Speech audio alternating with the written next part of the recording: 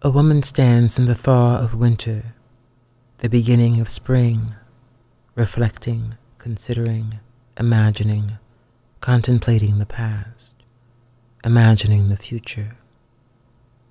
With one step, she could be in the future in an instant, or in the past, or in the moment, the now. But to get to now, to this moment, she needs to look back over the landscape of memory. Lost in memory, the woman faces history, a history with a story that has been told 1,000 times before. If you look on the horizon, here and there, first seen, now hidden, are little sightings of hope, or dreams, of memories. If you look closely, through the corridors of time, even within the horror, one could see the fluttering wings of doves, wings like time, batting out beats of hope. Hope was the thing missed, the thing hoped for.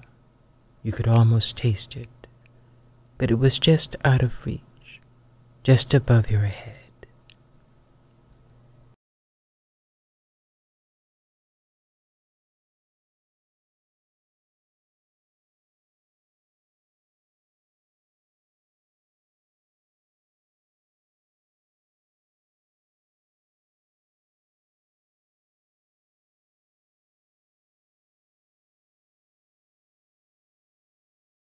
This is a story within a story, how to enter this history, what to show, what to say, what to feel.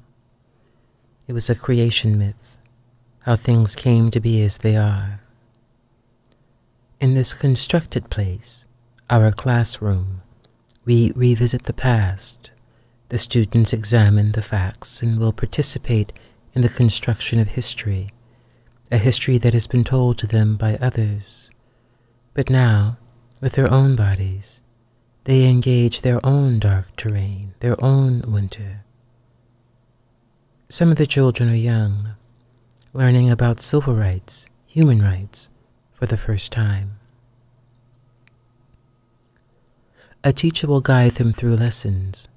For many of them, the day will be long and hard, and for others, painful. Some things will be difficult for them to see. Snow is falling. The students are attentive, curious, anxious. They know that the day will not be a normal day, will not be child's play. They will see things meant for older eyes, but they need to know. She tells the students that the bright lights of history are now shining down on them, on her, on them and us together. And now all things are unavoidable. Perhaps in shame we'll turn away, but the crime remains. The age of innocence has passed, and you are now responsible for your own future.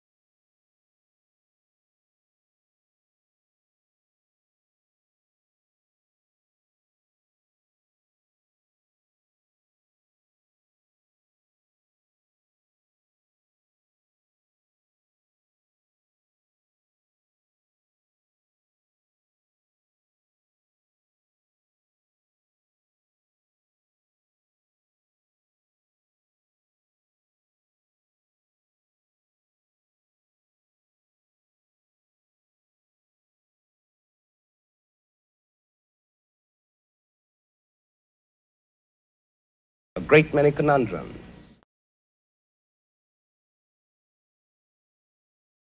Debate.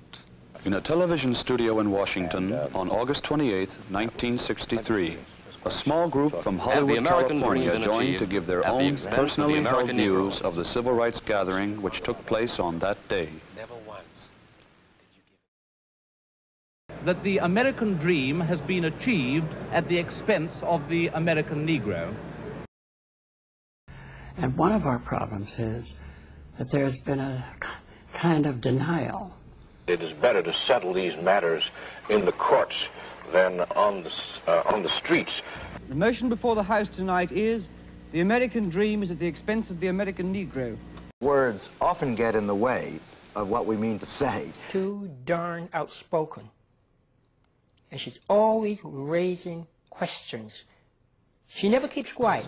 He'll take his chair and the debate will begin. I think we all at this table, and many more people than that, share that dream. I became interested in the civil rights struggle out of a necessity to survive. Well, civil rights are something that I inherited, or at least a struggle for civil rights. Like most Americans, I expressed my support of civil rights largely by talking about it at cocktail parties, I'm afraid. We are all, as human beings, filled with anguish and hatred and fear. Never as intensely, however, as it exists today. And the times ahead are just as difficult as the times behind. And if we do not achieve this dream, we have no future at all. Do you believe we will achieve it?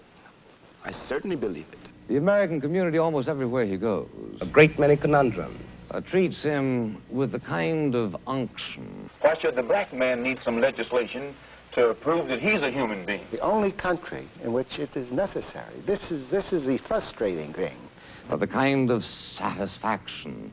And this country has not realized its potential. It has not even begun to scratch its surface. At posturing carefully for his flagellations of us. If you're good, we may let you become president. In a time that is so urgently now. That indeed, quite properly, commands the contempt. Democracy, freedom, justice, equality, and all that stuff that they teach us in school. In the ebb and flow of human events, these things come and go. Conflicts of this kind come and go. Why didn't he say this when all of these sit-ins and freedom rides were very peacefully going on in the South and in other parts of the North? Perpetually visited on members of a minority race. One thing you might do, Mr. Buckley, is let them vote in Mississippi. Some sort of radical solutions on the basis of which the true problem is obscure. See, as long as someone is giving you something, he can always take it back. A great many conundrums. What, in fact, is it that we Americans ought to do? That the best way to solve the problem is complete separation. Destroy the basis for a struggle and eliminate in order the to do grievances. this, what he does is destroy truth and invent a history. Once we change the structure under which people live, people began to act towards each other in a more decent fashion. A country of our own where we can go and spend on our own feet and solve our own problems, these matters, not have to continue going to court or waiting for some politician to legislate for another 100 or 2 years to prove that we're human beings. I applaud words for what words are worth, and those were good and beautiful words. Stop dreaming this dream and wake up to it. Because this dream was put into very precise words. These are the times that try men's souls. Never as intensely, however, as it exists today. The sunshine patriot and the summer soldier will, in this crisis, shrink from the service of his country. We face, therefore, but he who narrow stands crosses in the now country will earn the love and thanks they of man cannot and be woman. met by repressive See, as long as someone is giving you something, he can always take it back. You see what the great many conundrums. You see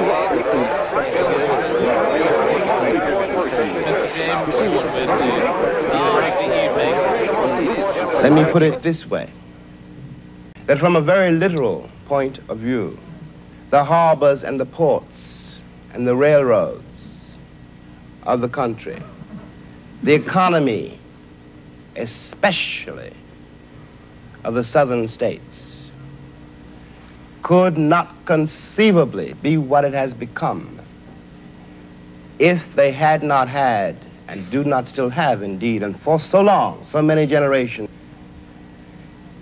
cheap labor. I am stating very seriously, and this is not an overstatement,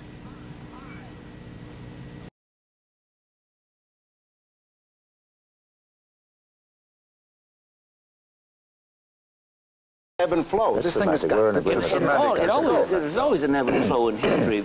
One country is up, one country is down. One development it's been cozy to think of it, Marlon, as the Negro question. That's right. It was the Negro dream. I don't disagree with that. You know,